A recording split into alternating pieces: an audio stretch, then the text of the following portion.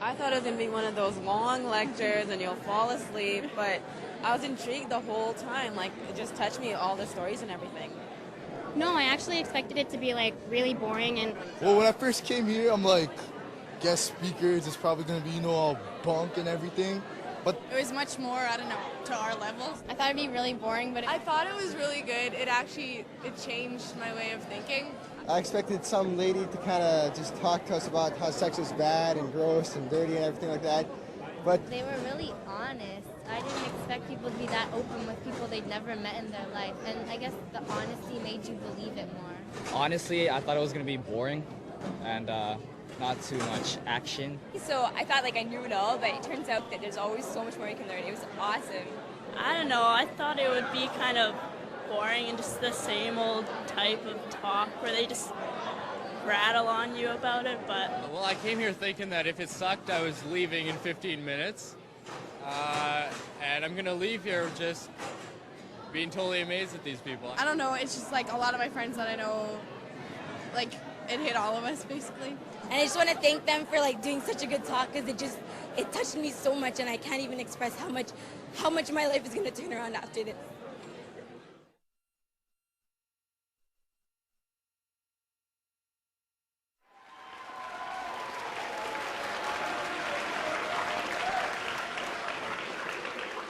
Welcome, everybody, to our talk this morning. Our speakers this morning, Jason Everett and Crystalina Padilla. They come to you from Catholic Answers in San Diego, California. And I would like you to welcome our guest speakers this morning, Jason and Crystalina. Jason, take it away. Thank you. Thank you, guys. To get started, I need a guy volunteer from the audience. I need a big guy, big. Okay, you're pretty big. Okay, come on down. Yeah, that'll work. Come on down. Give him a hand. Come on up here. There you go. Now, what's your name? Luke. Good to meet you, Luke. Everybody say hi, Luke. Hi, Luke. Now, Luke, do you know what the talk is on today? It's on chastity. Yeah, I'd say it's a sex talk today. So, since this is a sex talk, we've got to cover certain issues like how far it's too far to go with a girl on a date, and stuff like that. So, what Luke and I are going to do is he and I are actually going to show you guys how far is too far to go on a date. Okay? Now, and in order to do this, I'm going to be the guy. Luke is going to be the girl. Okay? Now, Luke's not a very pretty girl, but that's okay. That's a good thing. That's a good thing. But we can change that. So we'll get Luke prettied up a little bit. So why don't you throw this on? There you go. That's the front. It's a little nappy. You'll be pretty. There you go. That's frightening. Now I've actually never dated anyone named Luke before, so we're gonna give you a name change, and your name is gonna be Shanae, okay? So now Shanae and I, we decide to go for a date. So we go for a date at the Grand Canyon, right here, and I start thinking to myself, well, how far do you think I can get my beloved Shanae to the edge of the Grand Canyon without actually throwing him off the Grand Canyon? Him, her, it, whatever. But there's only one way we can find out how far you can get to that edge, so I've got to pick you up into my arms, okay? All right, so hold on to this. Hold on to me. Hold on tight. Hold on, Mike.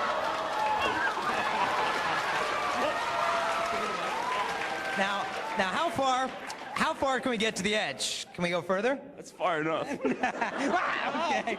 All right. Take a seat. Give him a hand. Good job, Luke. Thank you, bud. Now, good man. Now, what's the point of that whole deal? The point of that is basically this, that none of us guys would take a girl who we love to a dangerous place and say, well, how close can I get to killing her? Usually we don't ask, but when I was in high school, we'd always ask in our relationship, well, how far can you go? I mean, should we do this together? Should we do that together? And in high school, they'd give us the sex talk, but every time they gave us a sex talk, all it was about was guilt or fear. They'd get up there and they'd be like, sex is bad, sex is dirty. Or they'd be like, you're gonna die, sex is gonna kill you, And they'd try to scare the pants off you, or pants back onto you if that be the case. But it was all about fear. All they tried to do is scare us. They'd sit you down and they'd talk to you about gonorrhea, but they never sat us down and said, now here's the difference between love and lust. Here's how you know when you really love a girl, and here's how you know when you're getting used. They never made that stuff clear to us. So I remember I was in high school, I hooked up with this one girl, and we were doing all sorts of stuff, and she stops me. And she's like, Jason, you're not gonna leave me like the other guys, are you? And I was like, no. And she's like, oh, you're so sweet. And I was like, okay, all right, anyway, and whatever. And we did different things, then we came up to that line, and I had to ask myself, okay, you know, should I lose my virginity to this girl? And I thought, well, do I love her? And I thought, well, I've known her for 3 days. And I'm like, this is love. And I could hear in the back of my heart this voice that just said, Jason, this gift is not for her. That gift is for your bride. Please wait for her. And we cooled things down. We went our separate ways. I hooked up with another girl, came right up that line, and then the same voice, Jason, this gift is not for her. That gift is for my bride. Please wait for her. And we cooled things off, and so to this day, I'm still a virgin, and I'm as happy as can be. And most people think that by the time you get in your 20s, like I'm gonna die of virginity or something. You know, I'm gonna start having like virginity conniption fits or something. You know, like I'll start foaming at the mouth from virginity, and you know, I'll explode and die here. You know, Luke will be like, whoa, you know, what happened to the sex guy? And you're like, oh, you didn't hear? He was a virgin. That'll kill you. Forget about it. The virginity's not lethal. I was at the airport the other day, and I saw this magazine. I had to pick it up here. It's called Complete Woman Magazine, all right? Just a splendid periodical. Oh, subscriber, okay. And so this guy's in here. They're talking about sex. And this guy says, quote, he said, sex is extremely important to me. When I'm in a relationship, it's essential. In fact, a year ago, I felt compelled to break up with a woman I really loved because we didn't have sex enough. The lack of sex nearly killed me. So apparently he's rushed to the hospital for lack of sex or something. But this is what we're basically told, that if you're not having sex, something's wrong with you. Maybe you're dropped on your head as a baby or something. But then they say, but if you have had sex, it's too late for you anyway. We hear this constantly. And I know some of you are virgins, and I know some of you are not virgins. And frankly, I don't care what happened last weekend, last month, last year. I mean, it's in the past, and I mean, I care, but what's happened has happened. For those of you who are virgins, I say good for you, because people who get married as virgins have a divorce rate that's 60 to 70% lower than those who won't wait for marriage. Now, some of you are thinking, well, Jason, look, I'm not a virgin anymore. Or Jason, I had my virginity taken from me. Does that mean I'm gonna have a messed up marriage? If you're like me, you're so sick of the whole divorce thing. I was just over to high school in Washington. After the talk, a junior comes up to me, and he goes, Jay, I know what you mean about divorce. He said, Jason, my dad is on his 9th marriage. High school junior had seen his dad get 8 divorces. Now in LA, I live in San Diego. Up the coast in LA, there are jewelry stores in LA where you can rent wedding rings. You don't have to buy them anymore, because they know you're just gonna dump your wife. You might as well save some money in the whole exchange. I found that out because I had to go shopping recently, because Crystalina and I got engaged a couple months back, which is a pretty cool deal, so thank you very much. So, but you know, so it starts to make a bit of sense. But what about everything that comes before sex? Can you do this on a date? Can you do that?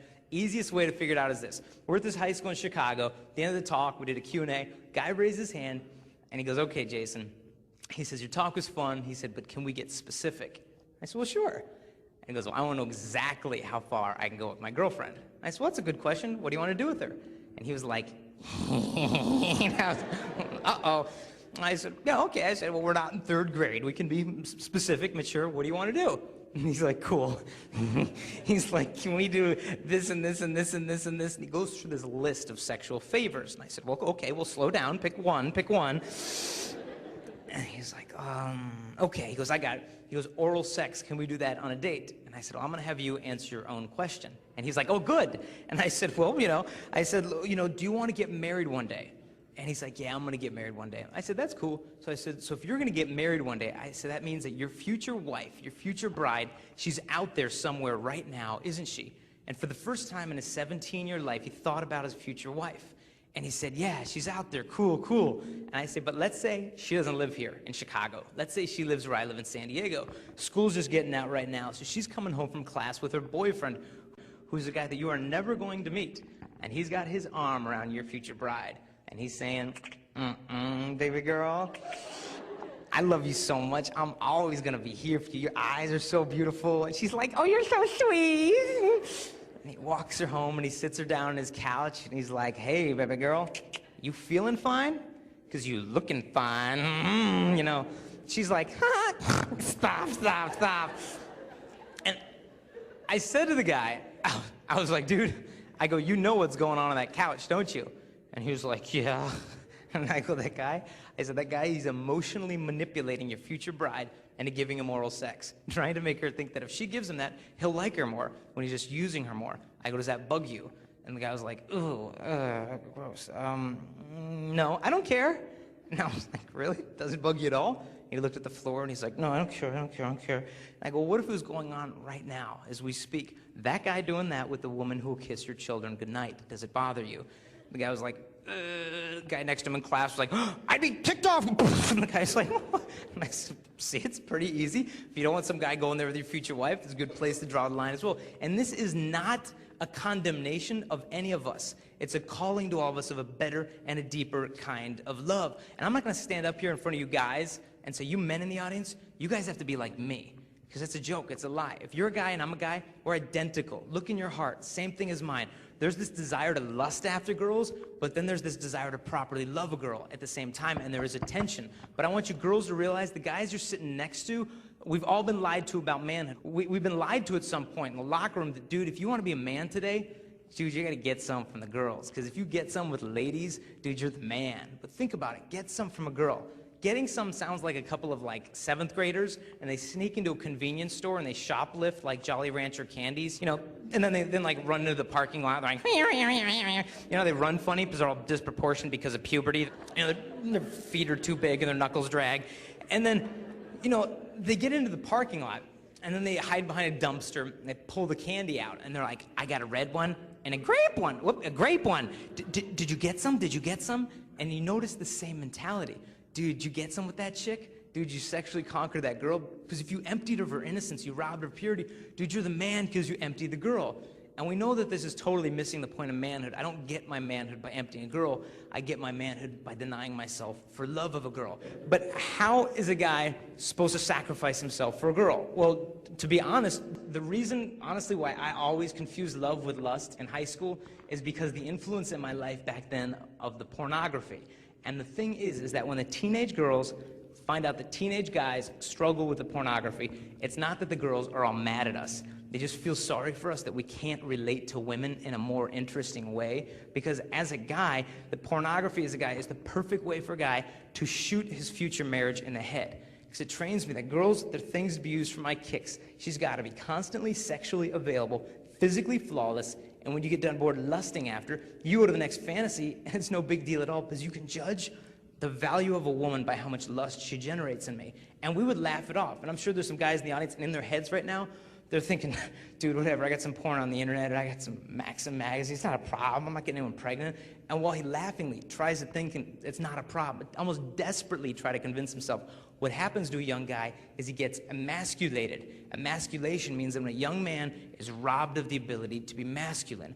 And pornography flips that backwards, so we men learn to sacrifice and empty the girls for the sake of ourselves, and we miss the whole point of manhood. And in high school, we would totally laugh it off. We're like, dude, who cares? I'm not getting anyone pregnant. It's all good. I'm not killing it. I'm not hurting anyone. We'd have no clue what we were looking at. You know, Pamela Anderson, the big supermodel for, out in Los Angeles, you know when she first posed for Playboy and she started crying? She finally pulled herself together and they took the nude photos. That when you're looking at porn, you're not looking at just some naked body, you're looking at the corpse of a woman's heart. But we would laugh it off, saying, dude, I'm not hurting anyone. We don't realize how much we're hurting ourselves. You know, Maxim magazine, it's a new smutty magazine they have for guys. You know, Maxim magazine has paid computer companies up to $20,000 a pop to generate fake cover models. I'm not saying she's airbrushed. Her legs are fake, her face is fake, her breast is fake. The whole woman is completely computer generated. So we as guys are trained to expect our wives to live up to this impossibly perfect fantasy. And where does this leave our brides one day? I had a friend, and he basically assumed, dude, who cares? I'll throw the porn away when I get married. I'm getting married in a few months. Then you can have sex whenever you want. It's all good. And the guy was divorced in 3 months. All that he did was transfer the fantasies of lust from the porn onto his bride, and the marriage is done as soon as it began. So if you think you're gonna get married as a guy and you have the porn, ask yourself one question.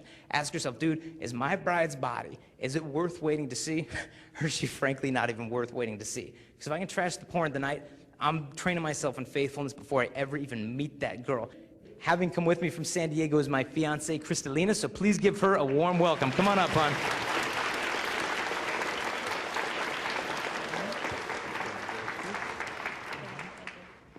Good morning, everyone. Okay, now, I'm coming from a completely different angle than Jason here. When I was about a sophomore in high school, I had my first serious relationship.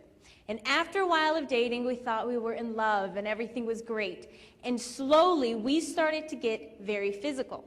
And slowly, the pressure started to set into the relationship. And he said, well, girl, if you really loved me, if you truly loved me, you'd prove it to me. So I needed advice. So I went to my girlfriends and I said, well, he kind of wants to do this with me, and he wants to do that. And they said, well, if you aren't doing this with him, and if you aren't doing that with him, then I mean, well, what's wrong with you? Everybody's doing it. You love him, right? And I thought, well, yeah, I love him. They said, well, then what's the problem? So at the age of 15, I lost my virginity, thinking it was going to cause this huge, great emotional bond between us. We were going to be on cloud nine and so in love. And in all actuality, it eventually destroyed any love in the relationship, and all respect was just thrown out the window. Because if I couldn't even respect my own body, how was he supposed to respect it? And after a while of dating, it seemed like he didn't want to spend time with me anymore. He was basically spending the time with my body. Now, when a girl is being used, she knows it. She knows it in the depths of her heart. She may deny it, she may ignore it, but she knows it, and I knew it. And after a while, we were constantly fighting. He was cheating on me, and we broke up and went our separate ways. Now, I will never forget the day when he walked away from me for the very last time. And as he walked away from me, all I could think about was that guy's taking something with him that never belonged to him in the first place. But I can't get it back, right? What's the point? It's already gone. So there I was in the cafeteria talking with my girlfriends. And I came to this conclusion, okay, if a guy can date me for about 6 months without sleeping with me, then he must love me. Then I'll sleep with him. And I think now 6 months, 6 months is the price that I put on my body. If he gives me just a little bit of that time and just a little bit of that attention, that's the definition of love. And I carried this mentality all through high school. He was the first guy that I slept with, but he wasn't the last, because it starts a vicious cycle. And after a while, I was pretty deep into it. Now, I'm not standing up here pointing my finger at you guys, saying, you guys, you're the problem. No. I happen to believe that you guys will be as much of a gentleman as we ladies require. Now, I wasn't acting like a lady back then, nor dressing like a lady back then. Therefore, they didn't feel the need to rise up and act like a gentleman around me. And what seems to happen sometimes is that girls will give guys sex for the sake of getting the love from them. And guys will give girls the love for the sake of getting the sex from the girls. And it can go both ways. Now, with this lifestyle, I got into the partying, I got into the drinking, I got into the clubbing. You name it, I was into it. And granted, at the time, yeah, I thought it was a lot of fun. It was very attractive, and I know what that's like. But I also know what it's like to wake up the next day when that party's over, when those friends are gone, and when I was there by myself. And I remember waking up thinking, I can't believe I did that last night. I hope I don't have to see his face in the hallway at school on Monday. What if he tells everybody what we did last night? What if I'm pregnant? What am I going to tell my mom? What if I have a disease now? What am I going to do? All of these things constantly going through my head. And the night before, my friends would always say to me, oh, it's all fun and games. Don't worry about it. It's not a big deal. But I can promise you and stand up here today and say, the next morning, the fun and games was over. And I woke up hating myself, and I woke up with nothing but disgust and regret. And I knew deep in my heart, it wasn't worth it. There was a girl that came up to me after one of our talks, and she said, you know, during the talk I was thinking, all the hooking up with guys, all the going to parties, doing this and that. She goes, I realized I was just a prostitute who wasn't getting paid. And it hit her. It hit her hard. Now, after a while of living this lifestyle, my mother had an idea what was going on in my life. Most parents have an idea what's going on in your lives. As much as I thought I was fooling my mother, I was really fooling myself. And she came up to me one day and she said, Crystalina, there's a talk on relationships this weekend, and you're going to it. I said, a sex talk? Are you kidding me? I'm not going to go listen to some dork talk about sex. Thanks, but no thanks. She said, no, you're going. I don't care if you like it or not. And I thought, fine, okay. I'll go to her little talk. I'll sit in the very back of the room for 15 minutes, and I'm out of there. I have a party to go to. I have friends to see. I don't have time. And in that 15 minutes that I sat there, my life was changed. There was a guy who was very honest, blunt, and real. He talked about all of the girls, all of the sex, all the pornography, all of the partying he had been into, and he just laid it out. And I felt like that guy, he had grabbed my hand out of the audience, and he walked through my life. Like he could see the things I was most ashamed of and hiding, and I thought, well, what's the difference? He's done the same exact things I've done, and I just watched him, and he just had this peace, this joy, and this confidence that he carried about himself that I didn't see that in my friends. I didn't see that in the places I went to, and I definitely didn't see that in the guys I was dating, and I wanted it. But he had one quality above all of them that I wanted more than anything. He wasn't ashamed of himself. I sat in my seat trying to figure out one day that I hadn't been ashamed of myself after I'd started living that lifestyle. I couldn't find one. A single day of just true peace and joy, not worried what I'd done prior that night, prior that weekend, prior that month. Never any peace, always worried. And I realized in that moment, I needed to get my standards out of the gutter and raise them as high as I possibly could, and I needed to start respecting my body for once. And I went home that night and I wrote down every single thing that I had done, which was a lot and it was very overwhelming. Then I wrote down everything this guy had said to me, and I put it in an envelope and I hid it in my bedroom. Because I knew that weekend that temptation was gonna be there. And I can promise each and every one of you, those temptations will always be there. But God always promises a way out. And in a sense, that letter was mine. And sure enough, that weekend, there was that party, there were my friends, there were those guys, and I ran to that letter. And it was a very harsh reminder what was there waiting for me, and I didn't do it again. Instead, I wrote another letter, and every single time I was tempted to go back to that lifestyle, I would read my old letters and write a new one. So now I have this huge stack of letters of all of the no's that I've said in my life. Now, Jason here has waited 27 years for his future bride. In 2 weeks, we're getting married. I can't stand up here and say, on those Friday nights, on those weekends I was out partying with my friends, I held myself back for love of him. That I was respecting my body for love of my future husband, because I wasn't, and that's a lie. And I can stand up here and I can look in your eyes, all of your eyes. But every day for the rest of my natural life, I will look into those eyes. And it tears me up that I allowed someone to rob him of a gift that was meant solely for him and no other. Now, Jason knows everything I've done in my past. He knows it all and he accepts it all. But he loves me for the person that I've become, and that's what matters most. But when I turned my life around, a lot of my friends, they didn't get it. They thought it was some big joke. They just constantly made fun of me. They're like, well, what are you, a prude now? What are you too good for us? What's your problem? They just couldn't get it. And they were just constantly making fun of me. And I went home one day and I told someone what was going on. And the best advice they could give me was, oh, don't worry about it. Just ignore it. You're doing the right thing. Well, I tell you today, if anyone makes fun of you for living out a lifestyle of chastity, of purity, of respecting your body, and you get made fun of for that, you remember it. You remember every single word they say to you. Go home, make a book of it, write it all down. Because when you stand in front of your bride or in front of your husband on your wedding day, you tell me, where is the laughter? Where is the mockery? Who is going to be making fun of you then? Nobody. There would be complete silence in that place on that day, and any of those people that made fun of you would pay $1 million to be in your shoes. And when you stand up there, you will say, I will honor you and I will cherish you all the days of my life. Well, today's a day of my life, and today right now is a day of your lives. So keep that in mind and take it to heart, because your lives are going to be so much more than these 4 walls in this high school, and it's going to go way and far beyond that. For those of you in the audience that are virgins, I have the utmost respect for you. And I think that is just awesome, and don't ever be ashamed of that, but be proud of that. Because I know plenty of people who would love to trade places with you, and I am one of them.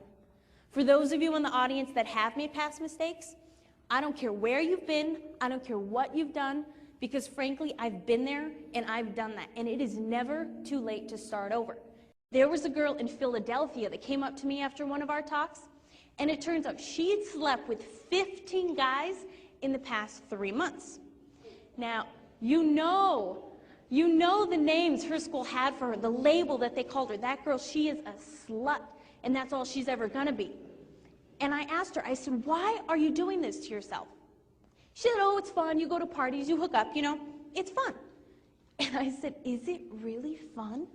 And for once, someone took this poor girl seriously. She said, look, no, it's not fun. She goes, my parents are going through a divorce right now.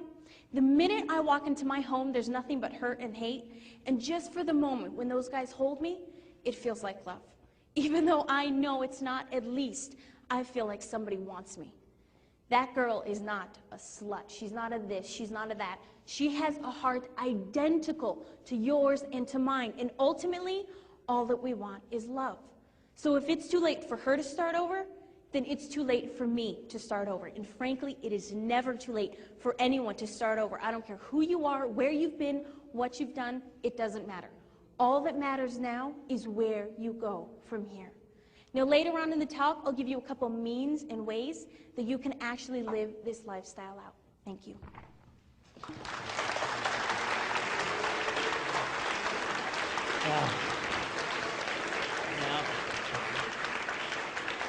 Now, as you could probably imagine how grateful I am that she started waiting for me, and she was afraid if she left those guys who were cheating on her, who were physically abusing her, emotionally abusing her, she was afraid if she left them, she'd miss out on love. But the only way we would have missed out on love is if she stayed with these guys who loved sex more than they loved her, just staying in these relationships, blindly hoping it's going to improve. But she had that respect to step out. And when I met this girl, she was free. She wasn't just available. She was free, confident, independent, pure, mature, and it was just wildly attractive. And I think with girls long for love. Everyone wants love. But I think sometimes a girl may want love so much, she can shoot herself in the foot. And it happens different ways. Like one way is like if a girl goes from relationship to relationship to relationship and never sits still. My brother and I, when we were kids, we'd play this game called lava, right? You take all the cushions off the couch and you like throw them on the floor, and you have to jump from cushion to cushion. You jump on a cushion, you jump on the cat, you jump on a cushion. Yeah, you still play? Okay. And you know, you can't step between or like you die. And unfortunately, some girls date like that, where they go from boy to boy to boy to boy to boy. By the time the girl gets to college, she has no clue who she is because she's defined her whole identity by the boy she's been clinging to for emotional security. Maybe she confuses their physical affection with love. Maybe she's looking for love her dad never gave her. But either way, a girl needs to find her independence as a woman. Then she can receive and give the kind of love that she's been longing for. But the number one way, from a guy's perspective, that girls ruin their chances of getting real intimacy is if a girl thinks that dressing modestly is a joke.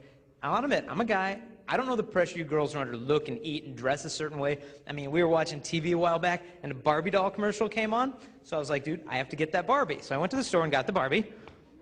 Shut up. Yeah, I've got issues. No, this is, I don't remember her name. It was like Botox, collagen, silicone Barbie or something. But, you know, girls are told from the ages of like 3 and up, you know, behold womanhood. You know, you too can be a woman, okay? Just eat 3 croutons a day, all right? You dress like a collection of body parts, and girl, you're going to find love. And so what does every beer commercial, every billboard basically tell women about their bodies? It basically tells girls like, you know, you're too fat. You know, you're too skinny. You know, you're too fat and too skinny. You're a real piece of work. Just constantly Constantly, girls are told your body is trash. Hate your body. 5 minutes later, they tell you worship your body. And during that confusion and a girl's sincere desire to find love and be found beautiful, she may look at Cosmo and 17 magazine, thinks, well, that's a cute outfit. Maybe if I dress like that, I'll meet a nice guy, and maybe we'll find love. Well, it sounds like it makes sense, but what happens is this. If we guys are very visual when it comes to sexuality. And if we see a girl walking down the street dressed like this, let's say she's got one of those new short skirts they have that you can mistake for a wide belt, you know what I'm talking about? They're like belly buttons sticking out, and her top's made of like saran wrap or whatever this is, and spaghetti straps. And we see her walking down the street. We think that she's trying to tell us, like, hey boys, the greatest thing about me is my body. And we'll look at her and we'll be like, I agree, that's a nice body. But if her sexual value is the first thing that draws me to a woman, I might think that that's the best thing she has to offer. Forget her friends and her dreams and her family. I want to get to know the body. And a guy might say or do whatever necessary to get access to her body, and if she gives him access thinking, oh, maybe he'll like me more, usually what happens is the guy loses respect and he gets bored. He moves on, and she's left there thinking, well, maybe if I'd been skinnier, he would have liked me more. Maybe if I'd done more with him sexually, he would have stayed longer. He might not have stayed longer, but he would have used her longer, but her heart's made for a better kind of love than that. And guys get used too. We all know the pressures go both ways. But with modesty, I'm not saying like girls, I want you to look as ugly as physically possible. I don't want you girls like show up at your prom, like with this, this huge dress on, and your boyfriend sees you, he's like, modesty, girl, you're looking good there in your shapeless plaid ankle-length jumper, hey, that's a nice potato sack, stay home. I mean, modesty does not mean a girl tries to look ugly. It doesn't dampen down your allure. Modesty means a girl takes the beauty of womanhood and uses it to teach men about her dignity. Because I tell you, I never knew how to treat a girl till I dated one in college who dressed modestly, and it was captivating. Because you could take her seriously as a woman because she wasn't trying to constantly make boys gawk at her body so she'd feel secure. And she had a good figure. She could have dressed like, hey boys, check it out. But the way she dressed said like, hey boys, frankly, I'm worth waiting to see. And under that humility was something radiant you could not get bored with because that girl had that deeper reverence for herself. By the way a girl dresses, by the way a girl dances, you can tell if she wants you to treat her like a gentleman or not. And as Crystalina said, a guy will be as much of a gentleman as a woman requires. And I'll grant you girls, you have the power to turn a guy's head, but you also have the power to turn a guy's heart. Girls, if you want a guy to think you're special, that you're intelligent, that you're worth respecting, showing us your belly button won't help, as we guys are so visual. And I'll grant you girls, it's so hard as a guy to be pure nowadays with our thoughts. We need your help. Guys don't like to ask for help. You ever drive with a guy who's like lost? I mean, he'll drive to South America before he finds the convenience store because it's a pride thing. Likewise with purity, but we have to back down. We just say, girls, we need your help on this. It is so hard for us to stay pure. The girls have power in this to shape the way that the whole world looks at women, so tap into that. Now, I mean, I'll put Barbie away for now. Whoa, sorry, she's okay, she's still smiling. But girls say, well, Jason, if I can't dress sexy, how am I gonna make a guy like me? I mean, can I flirt with boys? And I think it depends what you mean by flirt, because it means different stuff. Like for me, when I was in 2nd grade, if I liked a girl, I'd throw a rock at her. It's just, she's hot, poof, I'm making progress, her welts are going down, but then girls do it different. Like all y'all girls in here flirted like this in the 4th grade. Don't even tell me you didn't. You'd see a cute guy, and you'd be like, oh, he's so cute. And you get with your friends like, oh, he's so cute, what should we do? And your friend's like, oh, I know. Let's give him a note. Oh, that's good, a note, yes. You rip out a sheet of loose leaf paper, get your crayons, your sparkly markers you girls have. And you're like, oh, do you like my friend Shanae? Yes, no, or maybe. It's like a survey, you give him a crayon, he's got to fill it out, yeah. Then what happens is you girls got to 7th grade, got a little more sophisticated with it. You'd see a cute guy in 7th grade, and all you girls would be like, oh, he's so cute. And you get to, oh, he's so cute, what should we do? And your friend's like, oh, I know, let's give him a note. And your friend's like, it's so immature. You're not slow, you're special, And they'd be like, and the other girl would be like, oh, I know. How about when you're leaving class, I'll shove you into him. Oh, that's good, shove me in him, yes. Some of you still doing this? That's okay, that's all right, you know. Just one day at a time. That's fine. You're not slow, you're special. But you guys see the girls hitting each other and laughing? The reason why women think this is so funny is because this is what girls talk about when they go to public bathrooms with 30 of them at a time into the bathroom. They have couches in there. They've got like drawing boards. You shove them into this locker, I'll come around the back. Then what happens is a girl gets to high school. Culture basically tells girls, first day of high school, girls, look, you've got something the guys like, better than notes, better getting shoved into. You've got your body. You can give it to a guy. Guys will like you more. So the girl begins with this mentality. Okay, let me get this straight. Hooking up and making out with different guys at the party, that's not a big deal. Then she thinks, well, doing this with a guy, it's not a big deal. Doing that with a guy, it's not a big deal. But so long as I technically stay a virgin, I'm being good. Because those girls at school are so much worse than I am, so I'm still being good, and that's not a big deal. And by the time it's said and done, this girl convinces herself that the priceless gift of her body, it's not a big deal. Something starts to die in the girl. I read about this guy, I think he lived in Texas. This dude was sleeping, and his dog started barking. Comes in the backyard, and the dog is there barking at a bush in the backyard. And the guy's like, well, that would be a bush. That's brilliant. Shut up. Go to bed. He goes to sleep. Dog starts barking at the bush again. 15 minutes later, guy gets up. He's all mad. Brought a stick with him into the backyard. Says, come here, Pooch. And smack. And the guy actually beats the dog into submission to shut it up from barking at the bush. Went back to sleep. It's like 2:45 in the morning. Dog starts freaking out, growling at the bush again. The guy threw a fit, cocked a gun, came into the backyard. This guy actually shot and killed the dog in the backyard and went peacefully to sleep. Then what happened is the robber who was hiding in the bushes got out of the bushes, walked over the body of the dead dog, came inside this guy's house, apparently killed him in his sleep, and robbed everything that he owned. And that dog is our conscience. And I've said to my conscience, dude, shut up. Don't remind me I shouldn't be doing this with this girl. Dude, shut up. Don't remind me I should be looking at this. Dude, shut up. And then I kill the voice, do it anyway for the sake of excitement, and I think I'm free. I'm not doing what my parents want. I'm free.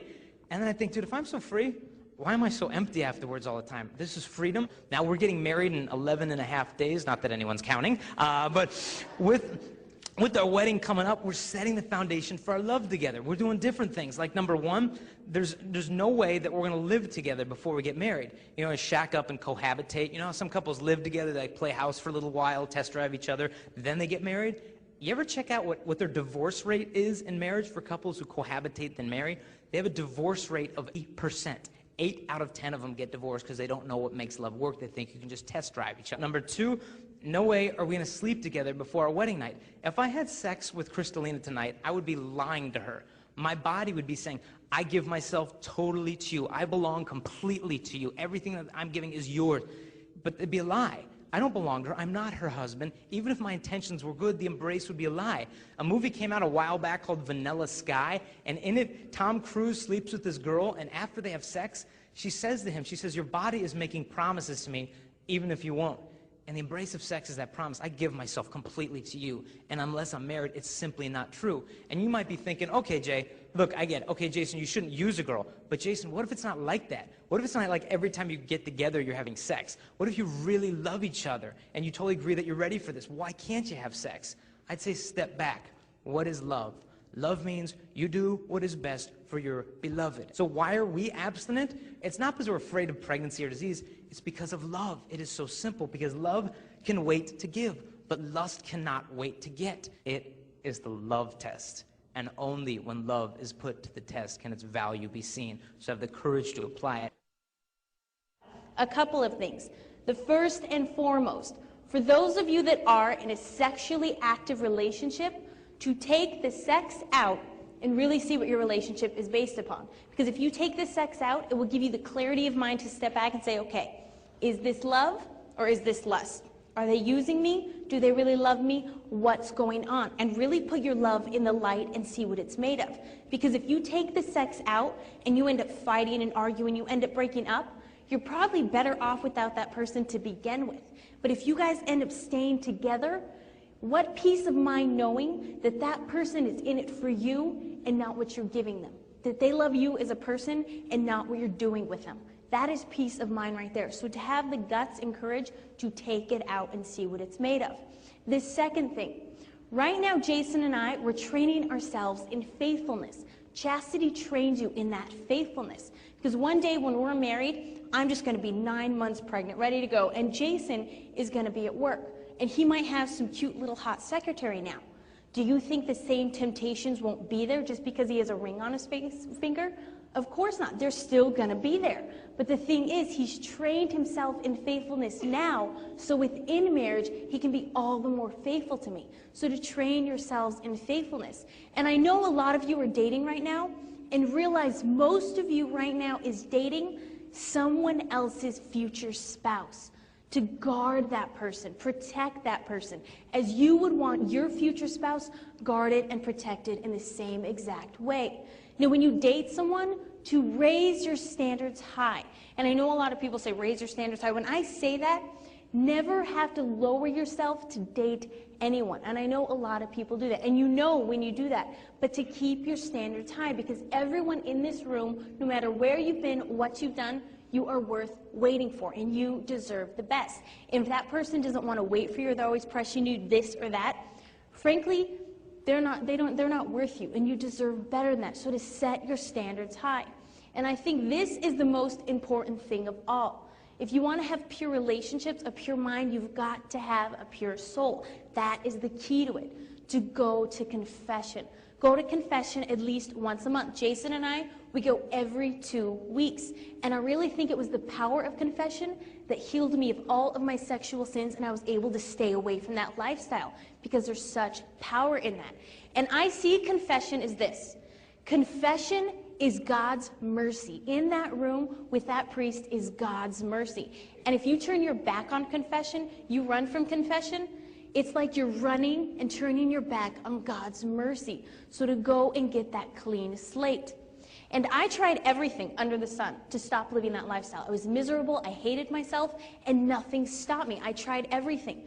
But the second I did this with God, that's when my life did a 180, and I haven't fallen since then. So if you truly want to live out abstinence, chastity, living a life of purity, you've got to do it with God, or frankly, you won't do this at all, and you'll fall on your face just like I did. So give your lives to God, and He will bless you abundantly for that. Now, where do you go from here? Thank God. So, you're at this high school. This guy was talking at a high school, and it was hilarious. He calls the guys up. He said, guys, he goes, raise your hands if you guys want to marry a virgin. And all the players and all the jocks were, yeah, I want to marry a virgin, yeah, yeah. So all the guys had their hands up. He's like, okay. He said, keep your hands up. And everyone's like, yeah, yeah. And he goes, ladies, I want you to look at the guys. And the guy's like, uh-oh. And they said, girls, look at the guys. And next time any of those guys pressures you to do anything sexually, I want you to remind them how important purity is to them. And the guys are like, oh. And he's like, no, keep your hands up, to realize that purity is attractive. And you might be thinking, Jason, look, I'm not a virgin anymore. But ask yourself, am I just a date, or am I a soulmate? Am I just a for now girl, or am I a forever girl? It's never too late. I know a girl who got abducted in Texas. A guy did disgusting things to her. When he was done with her, he threw her in a latrine in Southern California. Construction worker came, looked in the latrine. The girl's up to her neck, shivering in the human waste. And they looked down there and said, my God, who could do this to a little girl? They lower a guy, a fireman in there to pull her out. She sees him coming down. She was scared to death, started to take the human waste, throwing it at the guy. Said, just don't touch me, just leave me here. She'd been so hurt, she didn't know who to trust, and she wanted to literally live in the sewer. And some of us have been so hurt, maybe through sexual mistakes, that we think it is just too late, just leave me here. But I stick my hands out and I say, girl, it is never too late. You still deserve the real kind of love. So girl, get up. Guys, where do you go from here? Guys, I would say, I did a poll of 1,400 girls at a high school. And I had them vote on how many of them thought if a guy practiced chastity in high school that would be undeniably attractive. 1,400 of the 1,400 girls said, yes, it is undeniably attractive. It's tough. We were at this high school. They had the best high school basketball team in the country. And after the talk, the center of the basketball team comes up to me. He's like 6'10". He walks up to me and he's like, can we talk in the back? And I'm like, yes, sir, yes. And I went back somewhere. I said, what's going on? And he goes, honestly, man, he goes, I've been with so many girls. He goes, I've done so much stuff. And he goes, I knew every time I was killing her, but she wanted it. I wanted it. Half the time you're drunk, so you can just blame it on the beer. But he goes, dude, how do you start over when you've been where I've been? He goes, I want to learn faithfulness before I meet my wife. I don't want to give her all my memories, diseases, baggage. He goes, I want to give her a clean heart. How do you get that when you've been where I've been? And I said, dude, you've already started. You have that will to love her. That's where purity starts, in your heart, not from your body. I said, it's hard, but I said, you ever watch a wrestling match in high school? And if you're wrestling, and if you get the back of your opponent's head, you can direct his body wherever you want it to go. And I said, it's the same with purity. If you can get control of the way you think about girls, you'll change the way you talk about them, you'll change the way you treat them. And he goes like, dude, he's like, man, that makes sense, but man, he goes, dude, it's so hard in the passion of the moment just to stop. And I said, dude, you know from sports, your body will do what you tell it to. I said, imagine you're married and with your wife in bed at the most pleasurable, exciting moment of your entire life, and the house caught on fire. What would you say? Would you be like, oh no, it's too powerful. I can't say no to sex. We're gonna die. No, you'd get your Snow White butt out of bed, save the kids, get on the front lawn, because your body will do what you tell it to. So don't wait for the girl to stop. But the greater feeling of responsibility you have for her, the more real love there is. And I will grant you, this lifestyle is hard. But realize that purity is a gift from Jesus. We have to ask him of it, and he'll give it to us. And so realize to come to confession. Secondly, to come to the Eucharist, which is the fountain of purity. We go to Mass every day of the week because the purity that you get from the Eucharist doesn't take away your hormones, but it gives you love. So become intensely Eucharistic. Thirdly, and this is huge, devotion to Our Lady. This thing is the rosary, okay? Our Lady can hook us up. I mean, as a guy, you look at the pornography, it takes like 20 seconds to look at it, then it takes like 20 years to forget what you saw.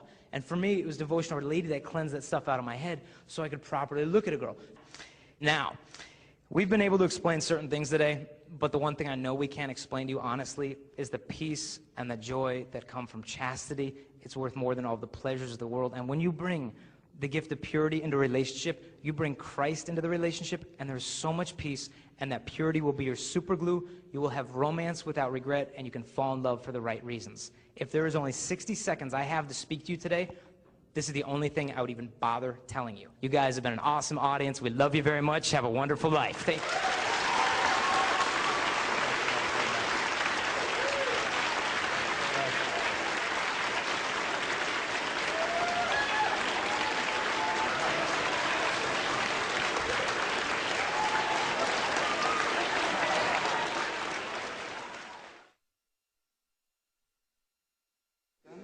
I, Jason. Take you, Crystalina. Take you, Crystalina. To be my wife. To be my wife. I promise to be true to you. I promise to be true to you. In good times. In good times. And in bad. And in bad. In sickness. In sickness. And in health. And in health. I will love you. I will love you. And honor you. Honor you. All the days of my life. All the days of my life. And you repeat after me, Crystalina. I, Crystalina. I, Crystalina. Take you, Jason. Take you, Jason. To be my husband. To be my husband. I promise to be true to you. I promise to be true to you. In good times. In good times. And in bad. And in bad. In sickness. In sickness. And in health. And in health. I will love you. I will love you. And honor you. And honor you. All the days of my life. All the days of my life.